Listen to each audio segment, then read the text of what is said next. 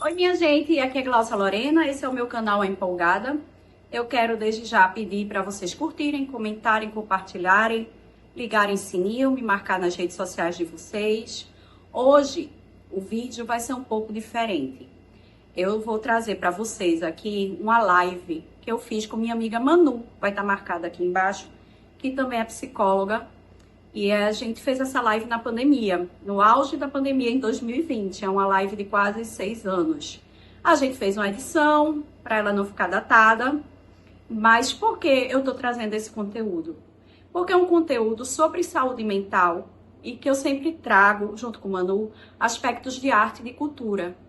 Eu acho que num mundo onde artistas questionam a existência de outros tipos de arte, porque supostamente não são lucrativos, a gente precisa começar a entender que é a produção artística, que é a produção cultural que faz a gente ser quem a gente é e que nos ajuda a entender o que nós estamos vivendo muitas das vezes, sabe? Eu acredito na arte e eu acredito no poder transformador da arte. E aí, segue agora com a live. Ela foi editada, era uma live muito maior, ela tá mais curta e eu espero que vocês gostem do conteúdo, tá certo? Beijos! Então, hoje a gente vai conversar, né? A série se chama Luz, Câmera, Ação e Emoção. E a convidada de hoje é uma pessoa que ama cinema, é Gláucia. Fiquei muito feliz de conhecê-la. E aí, quando eu coloquei lá no convite, foi justamente isso. Essa história da pandemia, ela tem trazido encontros inusitados. E um dos encontros felizes foi ter lhe conhecido. Digo mesmo. E estou muito feliz mesmo, acho que a gente tem muito em comum. Boa noite, pessoal que está chegando aí. Oi, Glaucia, tua amiga ali, né, Alexia? Ale, Daniela. Pois é, Ale, conhecer essa figura. Amanda foi a pessoa que nos sim, reuniu. Eu sim, acredito nas redes vivas, eu acho que as pessoas se encontram quando tem que se encontrar. Eu acho que a gente tem muita coisa em comum. E fico muito feliz, Glaucia, de você ter aceitado o convite. Fiquei muito encantada com você, conversando com a Amanda. E fico bem feliz de estar conversando com você hoje. Acho que eu estou nessa vibe de entrar na internet, nesse sentido das redes, por um propósito, que é potencializar redes vidas em saúde mental. Não tem outro contexto pessoal ou de outra ordem, mas nesse sentido. E fiquei muito feliz de ter encontrado você, ter lido a sua dissertação. Aí eu queria que nesse primeiro momento você se apresentasse e falasse um pouco sobre você, para quem não a conhece, né? Vejo que um monte de gente tá aí, o Alexa, falando que trabalhamos juntas. E aí eu queria que você, por gentileza, se apresentasse. Boa noite, minha gente. Manu, muito obrigada. A gente até comentou que eu acho que nós estamos criando um grupo de mulheres e de pessoas que gostam de falar sobre o que as mobiliza emocionalmente. E pode ser cinema, pode ser arte em geral, a psicologia, o direito, mas eu acho que a gente tem tanto para falar num mundo onde tudo que está sendo dito é tão confuso e a gente fala com tanto amor dessas coisas que nos mobilizam que eu acho que Amanda e vocês criaram uma rede e a gente está trilhando esse caminho. E eu acho isso muito legal. Eu sou psicóloga, formada pela UFPE, tenho mestrado em psicologia pela Universidade Federal de Pernambuco. Atualmente eu sou concursada do Estado de Pernambuco. Minha dissertação de mestrado foi em processos sociointerativos e desenvolvimento humano, pegando a questão da reabilitação psicossocial, SCAPs e Psicossocial, né? social. Eu estou até com ela aqui, ó. Eita, aí a cria. A gente tem as crias, E né? isso, engraçado que eu nunca trabalhei no CAPES, mas eu adoro a temática da reforma psiquiátrica. Eu acho que é um tema que, depois da pandemia, vai voltar com força total. Porque o que nós vamos fazer com a saúde mental depois disso tudo que a gente está vivendo? Eu vou ser bem sincera, eu acho que as pessoas estão sofrendo muito pelas incertezas da pandemia, pela questão econômica, pela questão do distanciamento social, do medo do vírus, que é um inimigo invisível. Sim. E aí, o que a gente vai fazer? Eu acho que talvez a gente se depara com um contexto de mundo parecido com o do início da reforma psiquiátrica, que é na Itália, com Basaglia. O que fazer com as pessoas que voltaram da guerra e que voltaram cheias de traumas, de problemas, não conseguindo se reinserir na sociedade? Então, eu acho que vai ser um tema que a gente vai ter que discutir. Saúde mental. O que é saúde mental e como potencializar essa saúde mental como estratégia de governo mesmo. Que dispositivos nós vamos ter de rede mesmo de atenção, porque a rede existe, a lei é muito boa, mas não há o empenho governamental necessário para essa rede se efetivar de forma realmente eficiente. Eu trabalho em emergência, com a psicologia das emergências. E eu encaminho as pessoas para a rede. Mas que certeza eu tenho que as pessoas conseguem acessar a rede? Que a rede dá conta? Nenhuma, né? E eu sei que a rede dá conta. E em agosto eu cheguei até a fazer uma oficina com o pessoal do CAPS, que está num processo muito difícil, porque imagina você fazer um contexto de uma atenção psicossocial em um cenário de pandemia. Então, vários casos têm acontecido e aqueles que já estavam, de certa maneira, estabilizados, não estão contando com as mesmas ações, intervenções de grupos, atendimentos. Então, mudou muitos processos. Como é que eu vou cuidar? Por exemplo, teleatendimento é um dos dispositivos, mas algumas pessoas não vão acessar porque elas não têm os dispositivos, ou porque elas também não se colocam disponíveis por suas questões pessoais. Alguns idosos não querem fazer. E aí tem todo o contexto. Deixa eu olhar aqui o que o pessoal está falando. Tá bombando aqui o negócio aqui. O pessoal está chegando, a Amanda chegou, está dizendo que é um contexto do pós-guerra. Sim, é uma pandemia. Sim. Então são várias consequências, né? Inclusive por conta de um processo necropolítico, dos vários cenários que a gente encontra. Ela falou, Trump vai cair, espero que sim. Tomara! E depois o Bozo, opa, o negócio aqui está contextualizado para o cenário das cabeças, digamos assim, mas que a gente também tem que entender que tem um cenário, né, por trás desse sucateamento. Né? Eu trabalhei em CAPS, no CAPS Boa Vista, e assim, é um processo muito complicado. Essa oficina que eu fiz foi com o pessoal de lá, e é muito difícil você dar conta desses cuidados, principalmente agora, numa condição que já era antes de sucateamento, imagine agora. E aí eu estou trazendo, quando você diz assim, como é que a gente pode fazer? Então a gente vai construindo, eu trabalho muito numa perspectiva micropolítica, dispositivos que vá abrindo caminhos no sentido dos afetos, começar pelo processo, boa noite Deck História, seja bem-vindo, que a gente vai se cuidando no sentido do autocuidado, mas se é uma rede, a gente vai construindo dispositivos e precisa de ter uma retaguarda, porque a gente não vai dar conta de uma assistência especializada se for preciso, né? Então, eu fico muito feliz, Glaucia, de você ter aceitado o convite. Eu acho que o cinema, eu fiquei muito comovida na sua live lá com a Amanda. É sim um dispositivo de a gente pensar outras coisas. Fiquei muito feliz lendo sua dissertação. Obrigada. Fiquei muito feliz. Fiquei feliz demais. Eu disse, nossa, que sensibilidade. E é nesse sentido, né? Logo no começo você traz uma frase que fala sobre a questão, né, dessa atualidade. Aí eu queria que tu lesse aí pro pessoal, viu, minha gente? Boa noite, Thaís, bem-vinda. É a citação de Ovídio, né? Sim. Vamos lá. Eu cito um trecho de Metamorfoses de Ovídio, que diz assim: todas as coisas são sujeitas a mudanças, todas as coisas mudam. Amanhã não seremos o que fomos ontem, nem o que somos hoje. Minha dissertação, e eu acho que para entender a loucura, e eu vou usar o termo loucura para ser discutido como tem que ser, como um referencial político. Político, minha gente, não no sentido partidário, político no sentido de transformação da realidade. Minha dissertação ela faz uma revisão histórica do modo como a loucura era atendida e como chegamos na reforma psiquiátrica. Eu acho que a gente sai de um viés muito religioso numa construção de um viés científico. E aí a gente tem o evento da Segunda Guerra Mundial. Quantos soldados, quantas pessoas, quantos civis não adoeceram e se tornaram, e a ideia era realmente muito capitalista, incapazes para o trabalho. Então, a reforma psiquiátrica vem muito nesse sentido, de encontrar uma maneira de inserir as pessoas novamente na sociedade, partindo do princípio que ficou mais do que comprovado de que colocar as pessoas isoladas em um hospital psiquiátrico não funciona.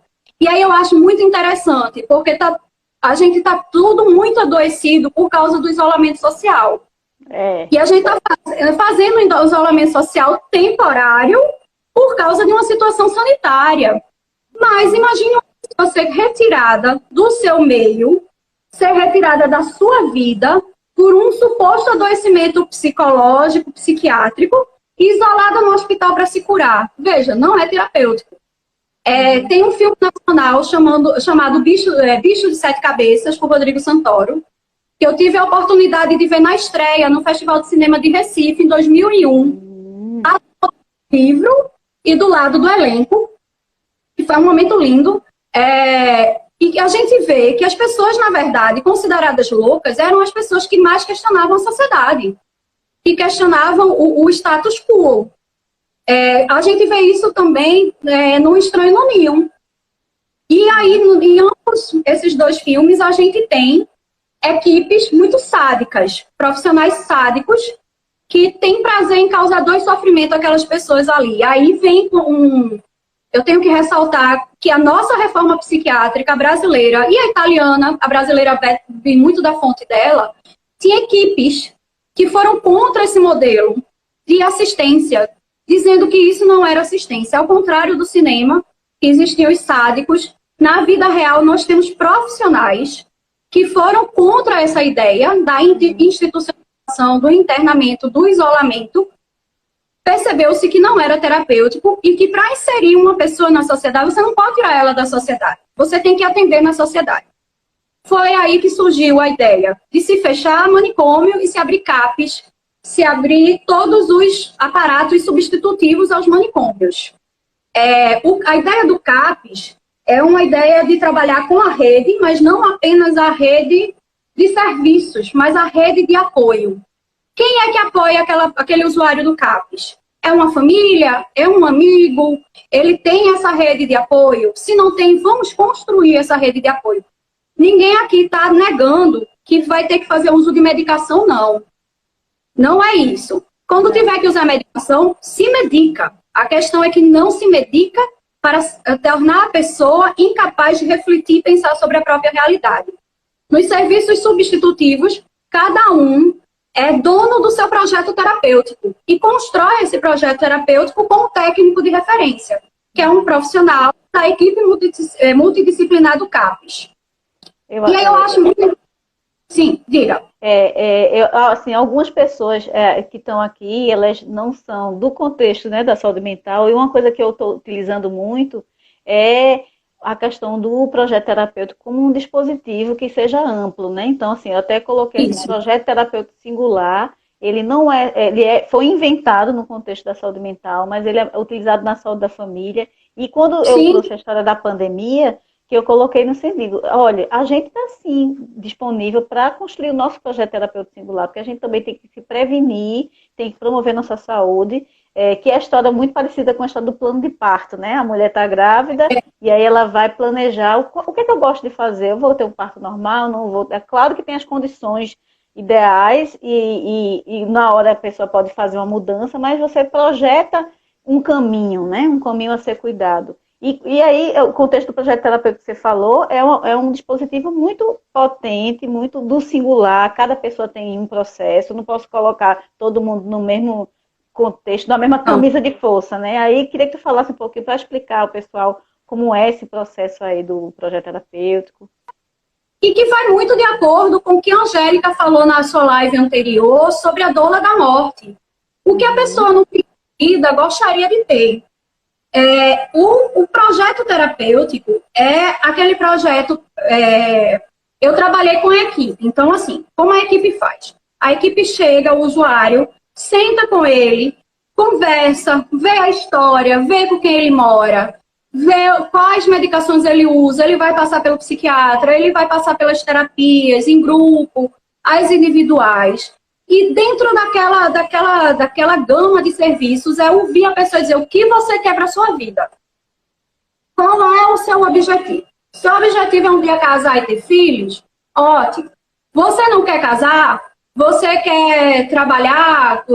Ou você quer casar e quer trabalhar? É decidir a pessoa decidir o que ela quer para a vida.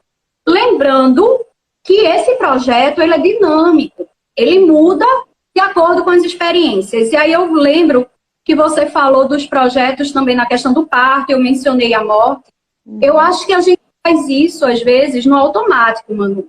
E aí eu não estou falando de contexto de CAPES, não. Eu estou falando no contexto nosso do dia a dia. Vida, né?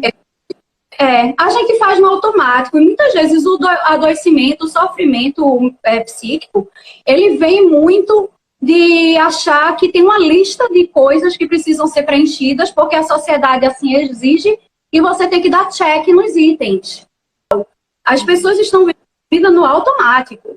Não param para pensar, isso me deixa feliz, isso não me deixa feliz, é isso que eu quero para minha vida ou é isso que querem para minha vida?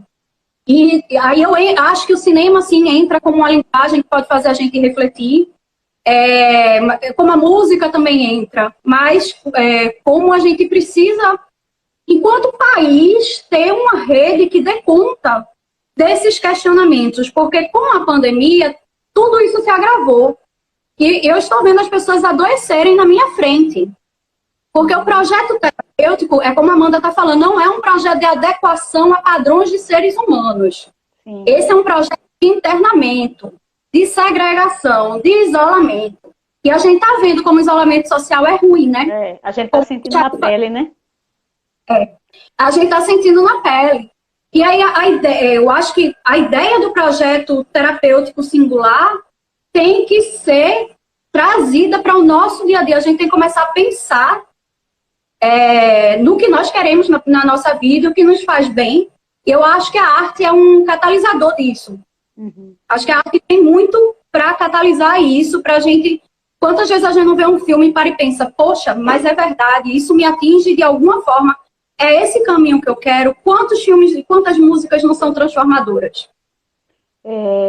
Tem aqui algumas intervenções do pessoal, o pessoal está participando bastante. Thaís colocou o seguinte: recomendo o documentário Políticas Públicas de Saúde, ele está disponível no YouTube, para quem quiser entender esse cenário, é muito legal, excelente, Thaís. A Amanda colocou a questão da metamorfose de Ovídio como uma referência para a gente estar pensando essas mudanças, né, e o que você trouxe.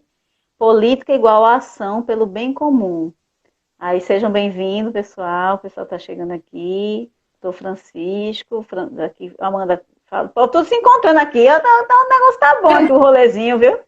Pertencimento no sentido de igualdade. E aí chegou também uma pergunta aqui nesse balãozinho aí, em relação a como é que a gente pode pensar a arte dentro do PTS, né? E aí a gente traz o contexto do cinema, né? Eu vou poder também comentar alguns grupos que eu fui de CAPES também, e aí tinha alguns grupos que traziam a questão do cinema, eu também utilizava. Aí eu queria que você fizesse essa correlação. É possível fazer essa questão da articulação da arte, do cinema no PTS? Você identifica algumas experiências assim, interessantes? Então, na minha pesquisa de campo, eu passei 1 ano dentro do CAPES. Na minha pesquisa, eu até estava revendo o meu diário de campo, que eu tenho ele do jeito que estava, porque na dissertação os dados estão analisados, né? Eu construí núcleos de educação. Havia sempre, um dia da semana, um grupo terapêutico que fazia uso de um filme para discutir questões. E aí, isso que a Amanda falou do pertencimento, de se igualar sem ser igual, a gente se igualar enquanto indivíduo, mas com suas alteridades, foi uma vez discutido no CAPES com um filme, uma animação chamada Happy Feet. Do pinguinzinho que não gostava de uma coisa, mas gostava de cantar. E ele deixava de ser pinguim por causa disso, olhavam ele estranho, mas ele pertencia aos pinguins igual. Eu acho que o cinema, ele pode funcionar em vários níveis, mas no projeto terapêutico singular, Eu acho que ele funciona para a pessoa conseguir dizer algo que não consegue expressar em palavras. Então, pode dar o exemplo sempre de um filme. Aí eu lembro aquilo que eu falei. Às vezes eu volto para casa do plantão e quero encontrar meus velhos amigos, que são os filmes que eu já vi e que já gosto. Porque eles me dizem algo que talvez naquele momento eu não saiba como dizer em palavras. E eu acho que ele tem uma função catártica também, de cura. Da pessoa entrar em contato com alguma emoção, alguma vivência que é tão dolorosa que não consegue fazer isso enquanto pessoa, indivíduo, mas consegue fazer olhando um personagem, fazer e conseguir lidar. Acho que projeta naquele personagem, né? Sim. O que ela está sentindo. Projeta e até se superpõe as imagens, mais projeção. A pessoa sente aquele personagem como ele mesmo, mais do que... Porque eu penso na sobreposição e na projeção muito como um processo puramente cognitivo. E eu acho que a gente pode falar do cinema naquele momento que não há essa questão cognitiva ainda. Não é que ela esteja ausente, minha gente, mas é que ela não foi racionalizada. Então tá ali a emoção, o sentimento bruto. E o cinema, hoje, Ana, e o cinema vai vir para conseguir racionalizar e ressignificar. As discussões dos grupos com o cinema eram muito boas. E saíam situações muito interessantes. Funcionava como uma terapia em grupo. Se via o filme, se discutia. E as discussões, as conversas eram muito boas mesmo. Eu acho que o cinema é uma linguagem que todo mundo entende, todo mundo vê um filme na televisão e tudo, pronto. Os cartunistas também são um exemplo de catarse e fazem isso de forma muito sucinta, muito clara, é muito bom. E aí o cinema vem com essa linguagem, que é uma linguagem que eu acho que todo mundo entende. Todo mundo, uma vez na vida, viu um filme, um trecho de um filme, que funcionava muito bem. Claro que existem também os filmes que nos ajudam, enquanto cientistas, a entenderem nossa realidade e a questioná-la. Eu cito novamente Bicho de Sete Cabeças, Um Estranho no Ninho. Eu cito mais recentemente o Coringa, que ele é o resultado de um adoecimento de uma sociedade. É muito bom o Adão. Filme do Amanda colocou aqui, porque eu sou fã de Adão. Toda vez eu fico fazendo intervenção. O cara é bom. Aê! Então, o cinema vem muito como um instrumento para a gente trabalhar questões individuais, mas para a gente tentar entender também. Veja, vivemos um momento de desmonte na saúde pública brasileira. Fato. O filme Coringa mostra, naquela cidade, um momento de desmonte na saúde pública. E aí aquele personagem que precisava de um acompanhamento, de medicação, fica totalmente órfão do que ele precisava. As pessoas acham que vai acontecer o quê? Acham que as pessoas vão simplesmente dizer sou louca e tá tudo bem, vida que segue. Não é assim, minha gente. A gente tem que repensar a nossa sociedade para tentar entender que a alteridade existe e que essa alteridade também existe em questões de saúde mental. Em que é o ser igual sem ser, ter igualdade sem ser igual, né? E aí eu acho que o cinema vem muito nesses três caminhos, para a gente entender a nossa sociedade como catarse e como mecanismo das pessoas conseguirem falar sobre algo que ainda não conseguem. Penso muito nessas três vias principais, mas isso não é reducionista. Sim, sim. Tem uma pergunta que chegou em relação aos seus referenciais. Vygotsky, ele está como uma referência, porque, né, ele traz isso aí, colocou Pilates, também fez uma pergunta. O Coringa, eita, perdi, ó. Era aí um momento. Coringa foi um tapa na sociedade. Oxe, foi demais. Foi um tapa, inclusive, um dos maiores de bilheteria. Eu estava aqui pesquisando os dados. As pessoas de fato, se comoveram com aquela história, porque o personagem é o filme, né? Então, é perfeito o processo quando ele traz do adoecimento, e um adoecimento contextualizado, né? Então, o Batman, ele tá ali, eu até fiquei, ó, o Batman já era. O Coringa me comove nesse sentido de trazer esse processo de adoecimento, né? Quantos Coringas em prefeituras e camarais, câmaras e espaços outros de poder a gente pode estar produzindo? Quantas coisas a gente deve estar fazendo nessa atualidade? E esse isolamento aí, né? Então a gente está, eu acho que você foi perfeita no sentido de trazer uma reflexão, a gente está vivendo um confinamento, a gente está no Sim, isolamento. E sim, aqueles cenários do bicho de sete cabeças e também, né, o Estranho no Ninho, ele traz um contexto de desenquadrados, que não estão se sim, enquadrando. E aí a gente sim. tem o manicômio. Eu passo mal, É às um vezes, depósito, de ver. É um é um depósito de depósito coisas, né? de pessoas que não se enquadram. E nem sempre o não se enquadrar é por um adoecimento psiquiátrico, é por como queira chamar, mas não se enquadram porque são filho rebelde que não concordam com o pai, ou porque não se enquadram porque tem um filme muito bom que é chamado Um Dia de Fúria, que é Sim, eu um adoro homem, esse filme. é um filme maravilhoso, um homem está passando por uma fase extremamente difícil e o que acontece com ele é um surto, ele surta, No ele carro, cansa no de levar, engarrafamento, né? sim, que é com Michael Douglas, ele Michael cansa de Douglas. levar a lada da vida e diz que vai revidar, e revida. Então, a gente tem que entender que a nossa sociedade, nos moldes atuais, é um tanto quanto tóxica.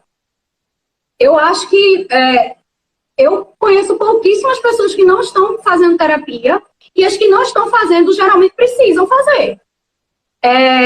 E isso aqui, e digo mais, eu acho que todo mundo deveria fazer terapia, porque a mudança da nossa sociedade vai se dar com a mudança dos indivíduos.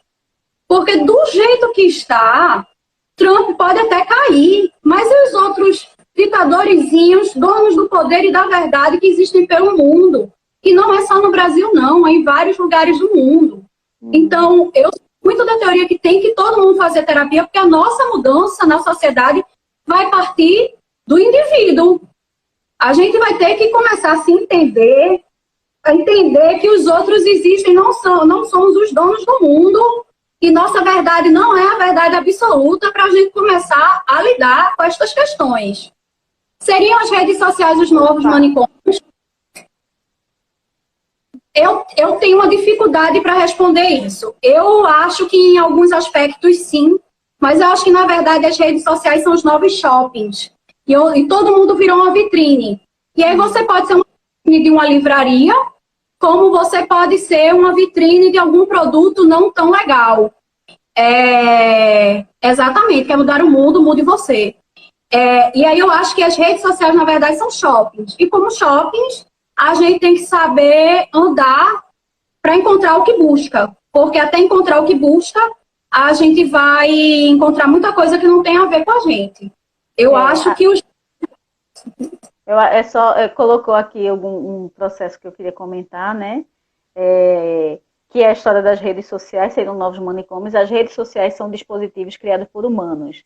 Por mais que se fale do algoritmo, por mais que se fale dos robozinhos, são seres humanos manipulando os processos, né? E a gente vai entrar ou não. Por exemplo, a gente está usando aqui a rede social para um processo de reflexão, de arejar, de cuidar. Sim. É um dispositivo. Então a gente precisa...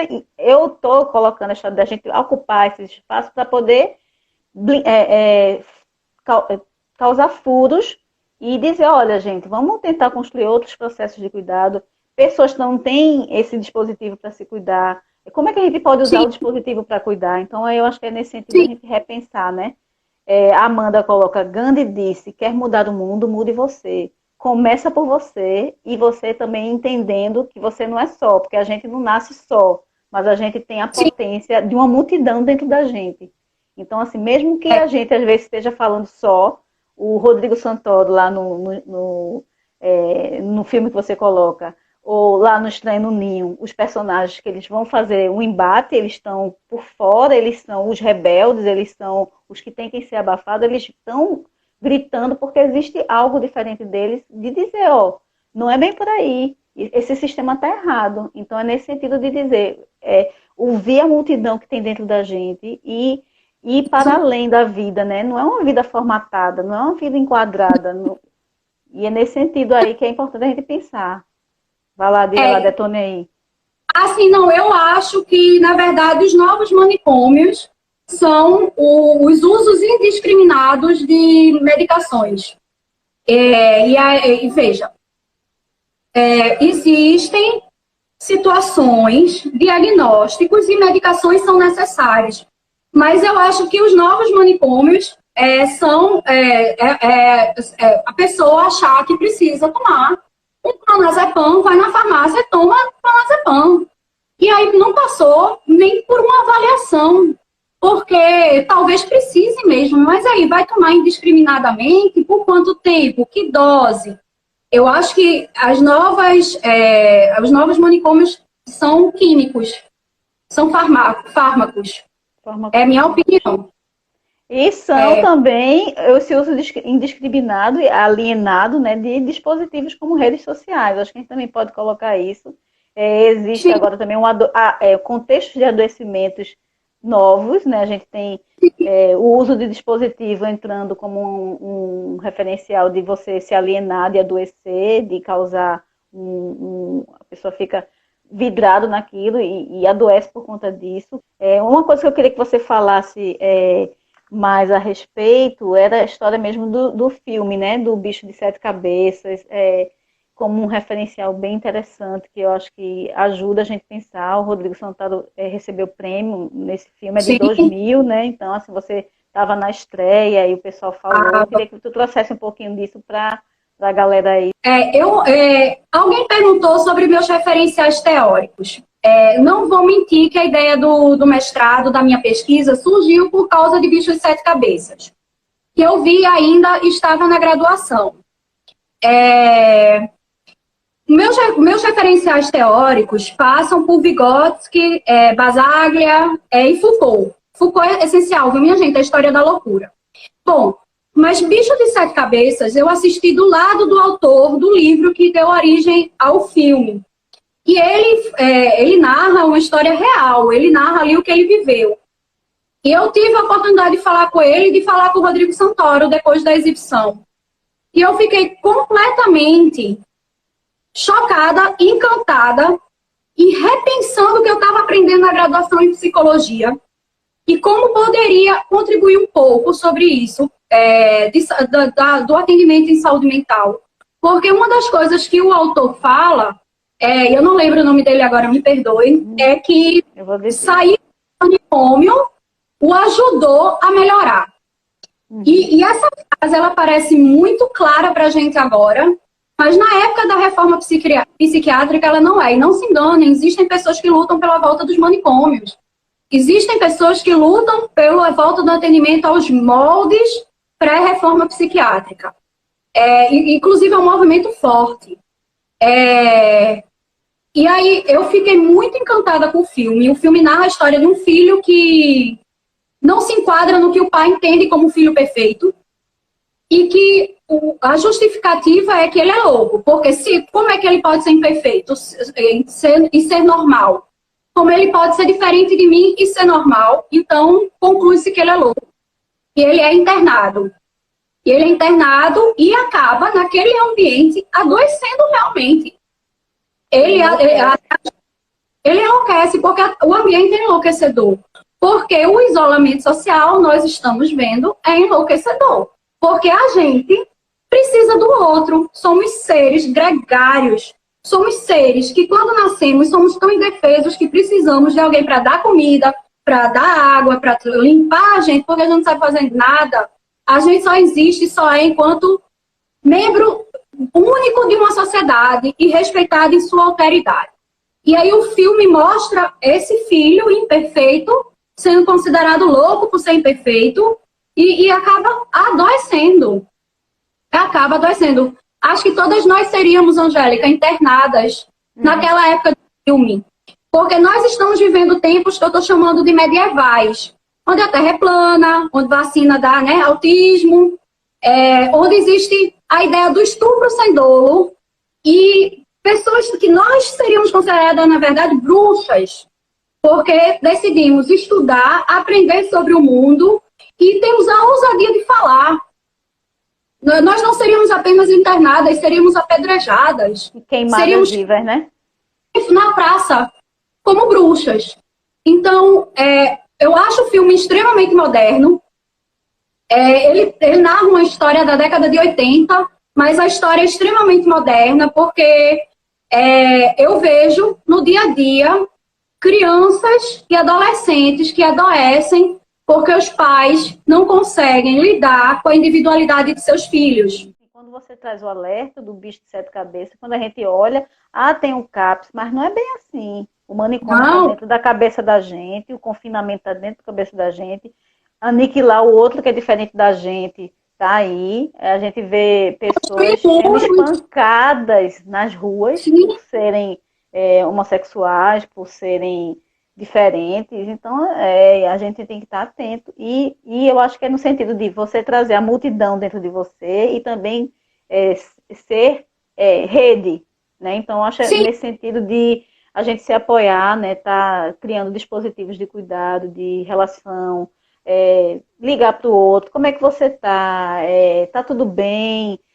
Você precisa de ajuda? Então, ao mesmo tempo que a gente vê esse adoecimento, a gente também tem visto, eu vi vários processos de cuidado coletivo, de alguém mandar comida para o outro que não pode sair, está isolado, de alguém comprar um remédio. Então, algumas coisas a gente tem visto e tem que ser dada visibilidade, sim, que as pessoas vão se conectando, a gente está se conectando nesse sentido também, né?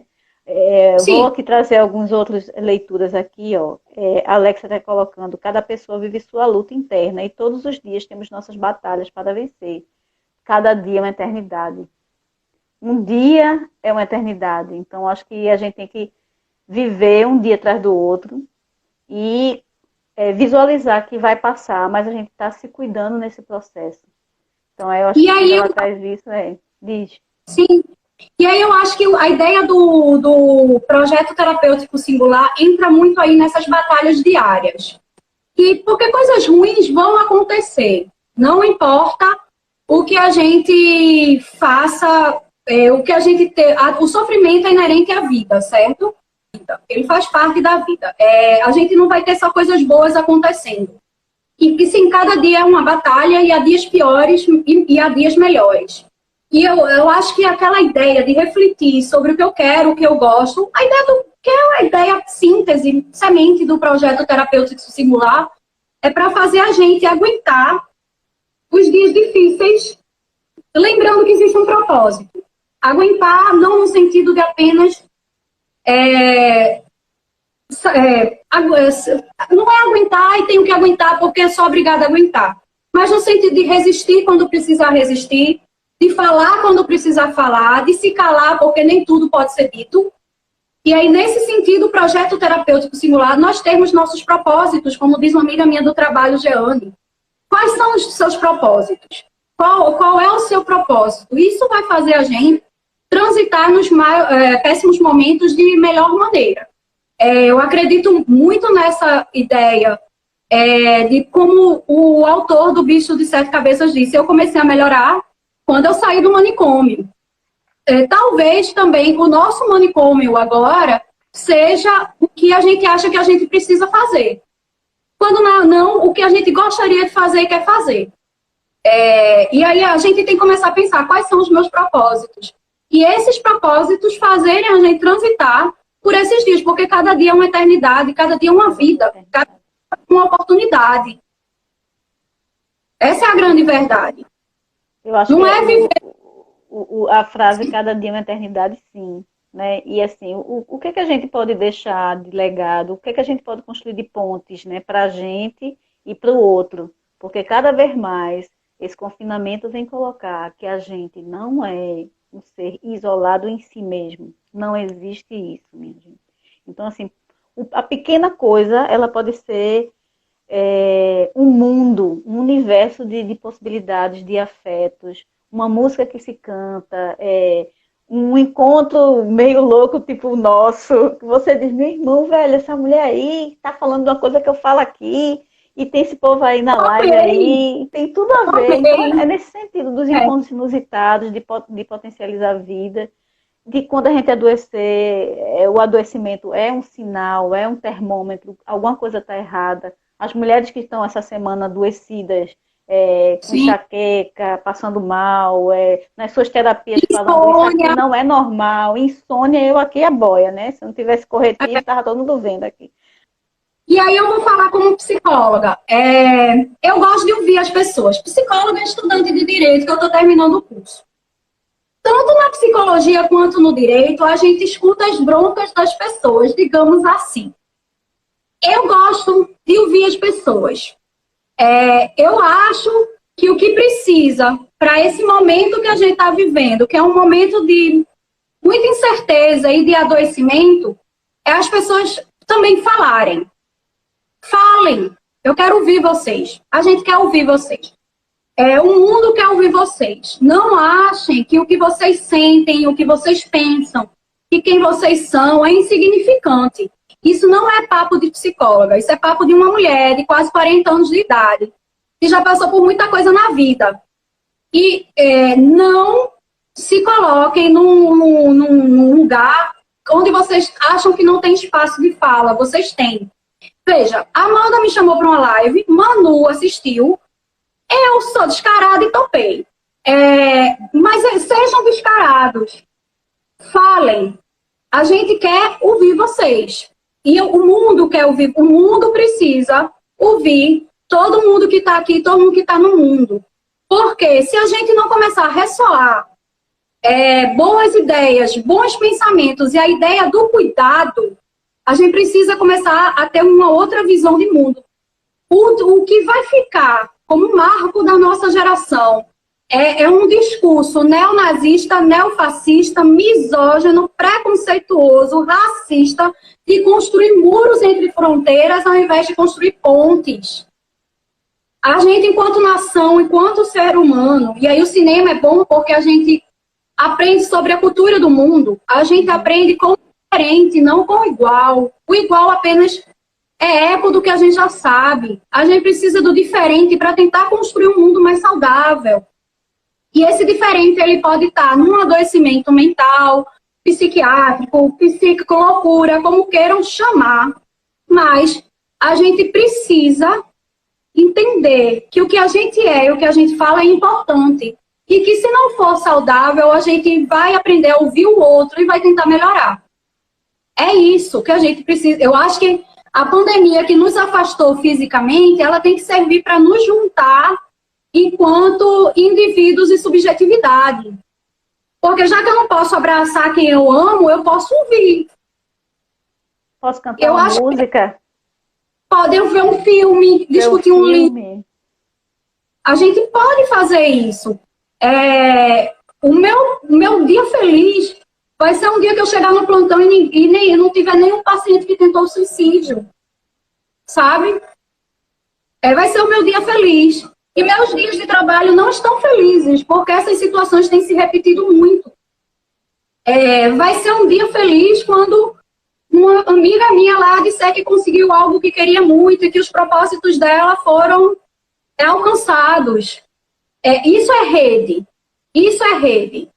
A rede é todo mundo que está junto de nós e que nos faz melhorar. O nome disso é Zona de Desenvolvimento Proximal, segundo Vygotsky. Isso é rede. A rede, ela não pode ser apenas a rede do SUS ou a rede particular. É a rede entre pessoas. Porque até quem trabalha no SUS e na rede particular também são pessoas. Que sofre, que chora, que adoece, que pega Covid, que fica deprimido, que tem sido bem difícil.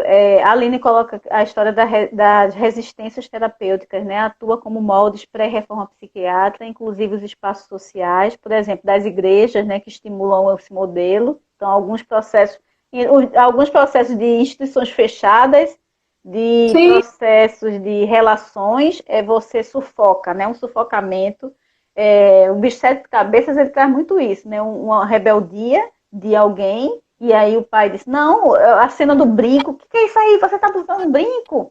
E você vem como é um pai, né? São relações familiares, mas até quando você pode invadir o outro, né? Sendo um familiar ou sendo alguém institucionalmente que seja referência, né? Então, que pontes são essas que a gente constrói? É ponte ou abismo, hein, que a gente está construindo? Tem um autor que eu gosto, ele é um sociólogo, que eu cito muito, chamado Goffman, Irving Goffman. Goffman fala do processo de mortificação do eu, quando a pessoa é retirada de um ambiente e de tudo que a simboliza e significa e que diz sobre ela no mundo. Isso acontece quando as pessoas são levadas para esses ambientes tipo manicômios, ou as colônias terapêuticas, ou esses outros espaços com um viés mais religioso, menos científico. Eu já não estou falando mal de religião. Religião... Pelo contrário, né? Ela pode ser um alento, né? Sim, é constitutivo de nossa identidade, subjetividade e individualidade. Falo de religião enquanto dogma e imposição de um modelo de padrão, comportamento, o que quer que seja. E aí, veja, todas as religiões fazem isso de uma forma ou de outra. Nos cabe colocar o limite. Todas. Eu não estou falando só de uma denominação religiosa, não. Toda religião tem seu dogma. Mas voltando, Goffman fala da questão da mortificação do eu. Acho que a gente está tendo um vislumbre dessa mortificação do eu na pandemia. Porque a gente está afastado do que a gente gosta, do que a gente faz. A gente não pode ver quem é. Eu passei 3 meses sem ver minha melhor amiga, que é como uma irmã. Eu passei 5 meses sem ver meu melhor amigo, que é como um irmão. Eu ia de casa para o trabalho, do trabalho para casa, fazer feira, porque, né, sou a pessoa da casa mais jovem que vai e deu conta dessas coisas. E aí vem a ideia de que eu acho que a gente precisa usar todos esses momentos e instrumentos, seja o cinema, seja a música, no processo de adoecimento, mas também num processo de promoção de saúde, que é diferente de processo de adoecimento, porque, na verdade, eu acho que a gente precisa começar a trabalhar mais com a ideia da promoção da saúde do que da cura da doença. E vem a ideia da gente lutar contra a mortificação do eu, porque não dá para uma pessoa se curar estando afastada de tudo que ela é. Não dá para ninguém melhorar num ambiente que a isola e que a afasta dela mesma. Talvez a grande ideia dos manicômios, talvez não, historicamente a grande ideia dos manicômios era criar uma forma e enquadrar a pessoa nessa. Tanto é que existiam tratamentos com água gelada, tratamentos com confinamentos físicos mesmo, terríveis. Entre outras coisas, camisa de força e por aí vai. Mas a ideia da promoção da saúde é uma ideia da pessoa ter espaço para ser quem ela quer e para dizer, acima de tudo, quem ela quer ser. E para isso a gente precisa ouvir.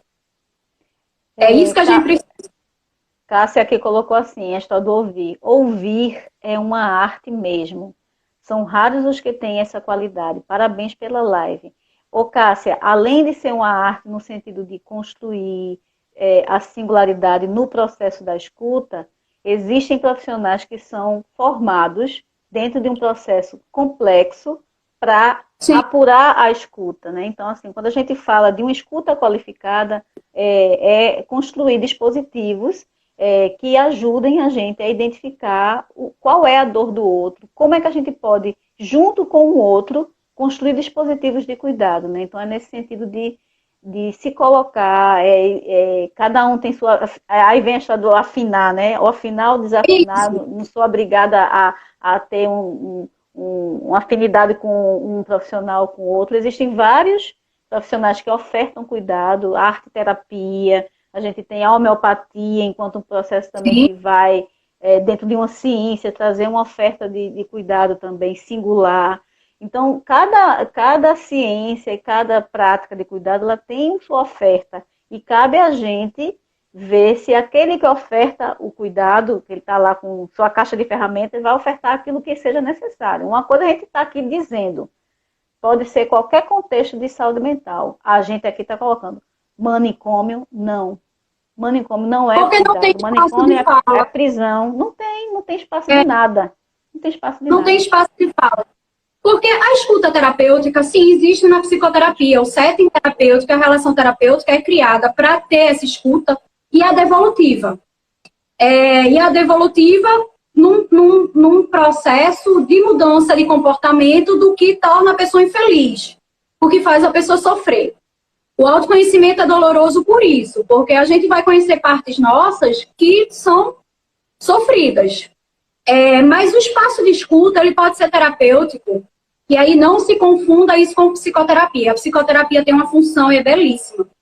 Mas o espaço de escuta terapêutica, ele pode se dar até entre amigos. Existe a obra de arte é um instrumento, certo? Por que a gente faz obra de arte? Porque a humanidade produz arte, minha gente. Porque quer dizer alguma coisa. Quando a gente quer dizer alguma coisa com a obra de arte, por exemplo, eu gosto de filme de terror. Nem todo mundo gosta. Porque talvez esse filme de terror me dê o susto que me diverte. E eu acho divertido. Mas eu gosto de comédias românticas também. Mas nem todo mundo gosta. E aí, encontrar esse espaço de escuta terapêutica é meio como encontrar o estilo ou o filme que você gosta. É como construir um romance. É um namoro. Eu sou chata. Eu precisei em 4 psicólogos para gostar de um. Eu sou chata, eu admito. Mas encontrei, depois do 4º encontro, digamos assim, o meu psicólogo. Então, há essa questão dos espaços terapêuticos. Eu sou da teoria que todo mundo deveria fazer terapia e que todo mundo deveria ter um outro espaço terapêutico mais puxado para a arte. Ou juntar os dois. Eu não produzo arte, mas eu consumo arte. Então, a arte que me mobiliza é o cinema.